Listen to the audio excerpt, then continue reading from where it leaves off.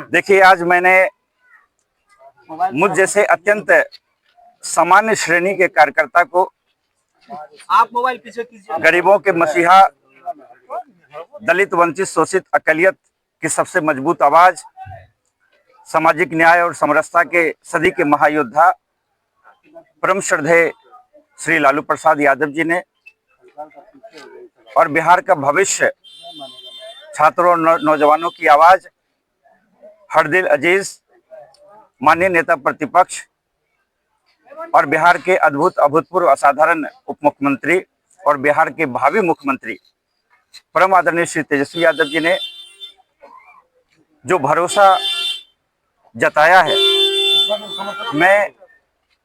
मैं राष्ट्रीय जनता दल और इंडिया गठबंधन की एकजुटता, जो आम जनता के बीच में जो युवा जोश का संचार हुआ है, जो लोगों के अंदर जो मैं बेशुमार मोहब्बत देख रहा हूं, जो उनकी दीवानगी, उनकी चाहत, उनका जुनून अपने नेता तेजस्वी यादव जी के लिए देख रहा हूं, तो मैं सिर्फ यही कह सकता हूं कि तेजस्वी यादव जी 14 नवंबर को जब मतगणना शुरू होगी तो इस वक्त तक बिहार बदलाव के पड़ाव पे होगा और तेजस्वी यादव जी बिहार के अगले मुख्यमंत्री 2/3 बहुमत से बन जाएंगे और उसमें नरपतगंज की एक महत्वपूर्ण भूमिका होगी कि नरपतगंज के रास्ते होते हुए जो आगाज होगा वो सभी 243 सीटों पर राष्ट्रीय जनता दल और इंडिया गठबंधन एक नई इबारत लिखने का प्रयास करेगा। भ्रष्टाचार चरम पे, अगर आप बन के आते हैं तो क्या ये सिस्टम खत्म होगा? नरपतगंज की जो नारकीय स्थिति है, जो नरक से बदतर स्थिति है, आप सिर्फ अंचल कार्यालय की बात कह रहे हैं, मैं कह रहा हूं ऐसा कोई विभाग नहीं है जहां भ्रष्टाचार की गंगोत्री नहीं बह रही है। भ्रष्टाचार के आखंड में नरपतगंज प्रखंड मुख्यालय हो, भरगामा प्रखंड मुख्यालय हो, वो डूबा हुआ है। आप थाना चले जाइए तो बगैर पैसे के कोई एफआईआर नहीं होती। एफआईआर तो दूर की बात है, मैं कह रहा हूं एक सामान्य व्यक्ति जो रक्षक समझकर थाना पहुंचता है और वहां जब भक्षक की भूमिका में एक आवेदन देने के नाम पर भी 2000-5000 रुपये लिए जाते हैं। अंचल कार्यालय में बैठे हुए बीडीओ हो, सीओ हो या किसी भी चिकित्सा विभाग हो, कोई भी विभाग हो, ऐसा कोई विभाग नहीं है जब म्यूटेशन के नाम पे हो, जमीन रसीद के नाम पे हो, खुल्लम खुल्ला अवैध उगाही होती है। मैं आपसे एक बात कहना चाहता हूं, मैं नरपतगंज प्रखंड अंतर्गत खाबदा पंचायत है और मैं वहां का मुखिया प्रतिनिधि हूं, यानी कि मेरी जो धर्मपत्नी है मनीषा यादव, वो वहां से मुखिया हैं वर्तमान में। जो बात मैंने चुनाव दरमियान के वक्त 2021 के चुनाव दरमियान के वक्त पंचायत चुनाव के समय मैंने कही थी, आप लोग भी साक्षी हैं कि न दारू पैसा बांटूंगा न बांटने दूंगा, और इस भाव के साथ मैं 620 वोट से चुनाव जीत कर आया। तो अच्छे लोगों की, शरीफ लोगों की, शुचिता की राजनीति में यकीन करने वाले, शालीनता की राजनीति, विनम्रता की राजनीति में यकीन करने वाले लोगों का आज भी जमाना है, वो उसका प्रकटीकरण था। मैं आज फिर एक बात कह रहा हूं आपको कि सिर्फ 3 मुख्य लोग, प्रखंड में बैठा हुआ प्रमुख, विधायक और सांसद, यदि 15 दिन में एक बार प्रखंड में बढ़ जाएं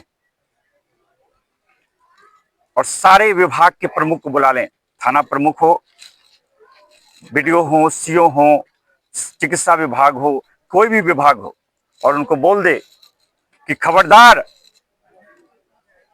जनता जनार्दन के बदौलत हम यहां तक पहुंचे हैं और जनता उनके साथ यदि कोई अत्याचार होता है तो हम तुमको सस्पेंड कर देंगे, तुमको पद पे रहने नहीं देंगे।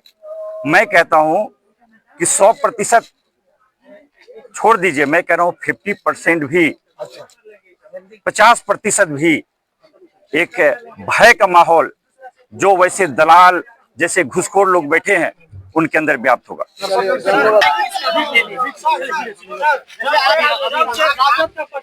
काफी लोग आपका परिचय जानना चाहे कि आखिर कौन है ये मनीष जी। आम जनता का कमेंट था, तो क्या राजनीतिक परिचय अपना देना चाहेंगे आप आम जनता को? देखिए, पता नहीं किस सोशल मीडिया को आप फॉलो करते हैं। जी।